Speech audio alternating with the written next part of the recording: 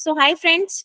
Today we are with Miss Shanyan Yameen Mazhari, who is a lawyer as well as she is a judicial aspirant. So, let's know from her for all the judicial aspirants out there, people who are preparing for judiciary. Um, and she's a very good friend of mine too. And thank you so much, ma'am, for coming aboard It's and for always a agreeing to this pleasure. interview. So, ma'am, tell me, what made you motivated to prepare for Judicial Services examination? Ma'am, I always wanted to do judiciary. It's just that because of the COVID situation and all of that, my preparation did lag because of that. But then when I joined law, since I don't have a legal background as such, and my parents are not from the legal background, I didn't know anything about law. Like I come from a very small town in Darjeeling where you don't have even access to, what exams you have to take for going for a law college, going to an entrance. I didn't know any of that. So I researched everything on my own. And then I decided that, the easy way out of all this legal thing is judiciary. That is what you can do. If you don't have a legal background, I think that is the best option that you can go for. So that is what made me, take this step. Yes, indeed. When did you realize that it was your calling? Since the very Uh, beginning or in school? I No, mean, no, not in school. I was a science student, honestly. So I had no idea I was going to do law in college. My parents wanted me to do engineering. So, and then I said no because that was not my interest, right? And something that is not my interest, I didn't want to go into that. And that would just create nuisance, I think, in my life. So then I said, I revolted, to be honest. Then I said that I don't want to go for science, I want to take law. And when I started studying law, first year I was like, okay, it is nice. But then when I reached the second year, because all the core subjects started coming in, so it was during that time when I realized that, law is so interesting. There's so many dimensions to it. There's corporate, there's IPR, then there's criminal, then it's just every day you're doing something new. So that is what I always wanted to do. And I thought that, judiciary would be a better option because that way I'll contribute to the society as well in a more better way. Lawyers also contribute to the society. Of course, I am a lawyer, but the thing is that I can at least be true, be true to myself and decide for the parties. And that, I mean, just giving a true decision would mean so much to me. I mean, yes, absolutely. I also agree with you, ma'am. This is uh, a much more correct path for those people who want to serve society in its entirety. right. Because uh, so, ma'am, when did you start preparing for judicial services? I started preparing around my fourth year, honestly. So during my fourth year, I had started preparing for my judiciary. But yes, I did not join any coaching institute or as such because what happened when I reached my fifth year, it was during that time COVID struck, and then all the classes were going online. So I didn't have an option. So then I thought that, maybe I should go into corporate. And I tried my hand in the corporate also. And honestly, I there were some really good seniors where I learned a lot of things, including you, of course. But then, I just realized that that was not making me happy. So something that does not make me happy in the long run, I don't think I would continue doing that. Absolutely, I totally agree with you. Ma'am, are you focusing on all the states or one particular state? Because there are many states, all states have their own pattern of examination.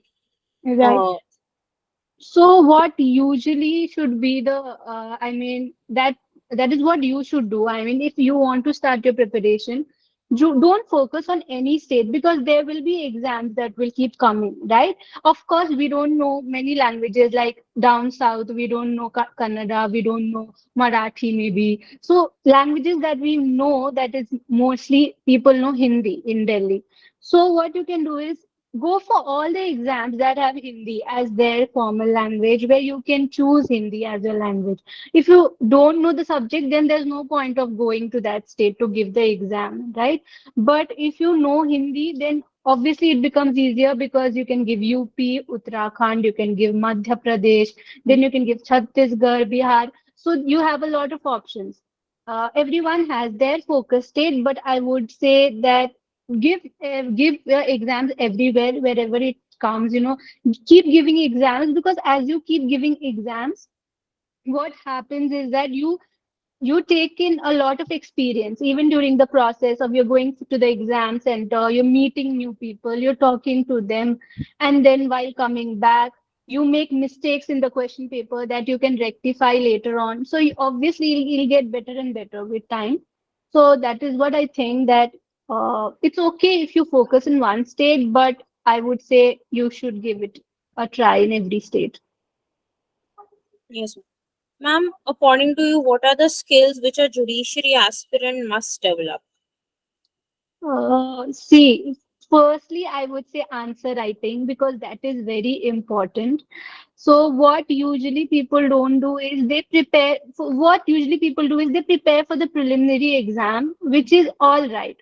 But what usually happens is once they are done with the preliminary exam, they don't know how to write the answers in the mains exam. So since answer writing is the main thing that you should focus on. Judgments, you should read live law, keep updated. You use bar and bench. You and read every day. You don't have to read the newspaper. If you just go through live law every day, just like it's an app, you can just use it like you use Facebook or Instagram. Instead of Instagram, you can use live law. That will give you more information. You'll be able to talk to people. When people talk to you, they will realize that, oh, that this person knows so much. And it's not only that, it is that your legal way of writing answers, that will also change. It will reflect in your answers that you've read a lot of judgments. So it's important. Ma'am, moving on further, what are the strategies you use to crack prelims, and what will be the strategies which you use for main examination? Is there a difference in strategies while we are preparing for prelims and while we are focusing on mains? Is there a shift in strategy? See, the strategy differs from person to person, from how much time they can give. Of course, there are many people who are working as well, and then they are preparing for judiciary. Many people can multitask. But I think that when you're focusing on judiciary, just focus on judiciary and give it some time. Of course, it is not easy at all. I mean, with time, it will get better. But the thing is that when you're preparing for prelims, make sure that you are solving a lot of past questions, lots of papers, that you don't have to think while giving the paper, that you know that this is the question, so you just have to mark, and just be very sure that the answers that you're marking are correct. It is because you just have once, you cannot edit it, you can't do anything about it. So that is one thing. And for mains, I would say that, as you start preparing for your judiciary, please do answer writing. I mean, that is what matters at the end. Once you have a knack of writing answers, you get it. Once you know how to write it, then I think there's no stopping for you. Does knowing a local or regional language gives an edge to a judiciary aspirant? Yes, I would say it does. I mean, if you belong to a certain place, like for example, you belong to Bengal, so you know Bengali, or you belong to Assam, where you know Assamese. So obviously that gives you an edge, because in such states where there's local languages are involved, there what usually happens is many people don't go there to give the papers, so there you have a higher chance of getting into judiciary. So of course, your own state where you belong, you should know the language of that state, and that would help a lot. Yes. Yes, ma'am. And how do you divide your time in a day for preparation? I mean, is there a slot for a certain subject, then you do another subject, then a So few hours for MCQ? How you go about it? So what you usually do, what I usually do is that I give around 9 hours of my day, 9 to 10 hours of my day in preparation. If I am not coaching, if I'm not going for my classes, then there has to be this that, where you give 4 hours to the core subjects like IPC, CRPC, or CPC, or TPA. And then you give yourself some break because obviously you can't study continuously. It depends on person to person. And then you give 3 hours to your local subjects like some local law or some minor laws like contract or such limitation registration such acts or NI Act. And then after that you can give 2 or 3 hours for yourself where you can revise everything that you've done throughout the day. So that way you'll not forget. So that is what I Oh, do. well, ma'am, do you think coaching helps in preparation, or is it a myth that coaching, even if you don't do coaching, can we crack a exam, or is coaching very vital, very necessary for preparation and cracking exams? What is your take on it? See, because I am currently coaching as well, so I would say that, see, if you know that, if you're clear, your basics are clear, then you don't need coaching. Honestly, telling you this. Yeah, but yeah, without coaching, also many people have got rank one, rank two. There are many people who have got that, right? And I don't think rank usually matters, but yeah, differs from person to person. But I think that coaching, yeah, it does give you a lot of, information that you don't usually have. That because then we don't know where to start, we don't know how to go about it, we don't know which topics to leave, which topics to study. So of course, coaching will give you a little help. I mean, a lot of help, but then I think you can do it yourself also as long as you know the basics. If you don't know the basics, it'll be difficult. And that is where I think many law students and aspirants would lack because of the curriculum, the way the curriculum is structured in law schools. Right. Uh, right, because even we face the same issue. Basics, clarity in basics was not being done, and that's why students need a structured coaching then. Yes. So what usually happens is that in law school, you are just taught the syllabus according to them. I mean, they skip many important things, right? But in coaching, they will even tell you the meaning of simple words like and. Why is and used in the section? Why is or used in the section? Which usually don't with the schools, the law schools, they don't tell us about this. We don't know why the judicata came. Why was from where was it taken? We don't know all of this. So all of this needs, there has to be a clarity. When you are studying law, as judicial aspirants, I feel that when you stand as a judge, you should know each and everything about the bare act so that later on, no one can come challenge your judgment. You should be a judge who can be, whose judgments are always upheld in the High Court, in the Supreme Court. So I mean, it starts from the court, and I think that is what matters. Yes, absolutely, absolutely. So, what would be the core laws in which, on which, or in which an aspirant must focus? So there are always some core laws which Yes. need to. So, according to what are those core laws? According to me, it would be CRPC. CIPC also. IPC, Bihar, if you're giving for Bihar, IPC is not required. So CRPC, IPC, CPC, evidence, I would say constitution, of course. And yeah, so and TPA. These are the main laws that are very important. Apart from that, I don't think other laws, of course, everything is important. I can't say everything is not important. The English is also important. Hindi is also important. And mainly what students don't do is that they don't focus on GK, which is very important. So current affairs, GK, judgments, that should be on your fingertips. Shannon, you yourself are from Darjeeling. You yourself said that the amount of exposure is quite less in certain Yes, areas in India. And yes. then people who actually want to make it big, people who actually want to crack judicial services exam, what would be your suggestion to them? You are an inspiration for them. Uh, you are working hard.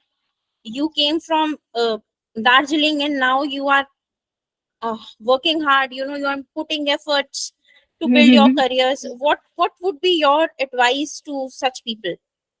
My advice would just be that, if you want to do something, I think nothing can stop you, right? For me, I mean, I wanted to do judiciary. I quit my corporate job where I was getting an offer, and then I just said, no, I want to go for judiciary. So it takes a lot of courage. I mean, if you show courage at the right time, that would matter. I mean, that will make a difference in your life. You will realize that, 2 years down the line or 3 years down the line, you have so much of knowledge where you can talk to people, you can just be motivating people. It doesn't have to always be about legal, or you're always talking about sections, barracks. No, sometimes it's also about encouraging people. And where I come from, I feel that there's so much of, there's a lot of gap. When I look at the students here in Delhi, and when I look at myself, for example, when I was in class at 8, and when people here in Delhi are in class 8, they already know what they want to do, right, in the cities. But we since we come from a small town, we don't know. We are just like, theek hai. Right now we are taking science, so it's all right. But we don't know what we'll do after 12. So that has to be, I mean, you should pay attention to what you really want to do in your career. I mean, if you want to make it big, I would just say work hard and do as much as you can. I think it's all about how much you can try, how much you can strive. Tell me one more thing. Mhm. What do you do for de-stressing? What do you do? I mean, De-stressing. yeah. Okay, so I listen to music, and so I like reading books. So I read books. Sometimes I sing. So so that is what I do. And yes, of course, I haven't gone out. Like, it's been almost 2 years, I think, since I last went out with my friends. I don't even remember, honestly. But yeah, you need a lot of de-stressing, because then at times it becomes very difficult. Sometimes people go through anxiety and all of that. But it is just that we need to stay strong. So take breaks. You're if you're studying throughout the week, make sure that Sunday is completely off for you, and read a book, go out, or invite your friends over. Do that. I mean, I would suggest that. So can we see your cat now? Our audience would love to see your white cat. My cat is So lost. guys, Shanyan has a white cat, and that cat was making a ruckus while we were, beginning with the interview. So she stresses with a cat also. We Yes, saw I thin cat. de-stress. So if we are But lucky, we get to see him. he's lost now. I don't know if he'll come. So what's the name of that cat? His name is Fluffy, but he's not that fat. Yeah. So Fluffy is name of my dog too, Oh, and that's nice. likewise, even she is not fat. She's stray, so she is not fat. So thank you so much, Shannon. Thank you so much for taking It's out all time from your busy schedule, because right. she has a very strict schedule whereby she is going to coaching also, then she is self-studying, and obviously doing XYZ more stuff. So thank you so much, Shannon. I'm definitely sure our viewers and listeners, law students would benefit a lot from whatever you have told. I'm sure. Thank you so much, ma'am. It was a pleasure.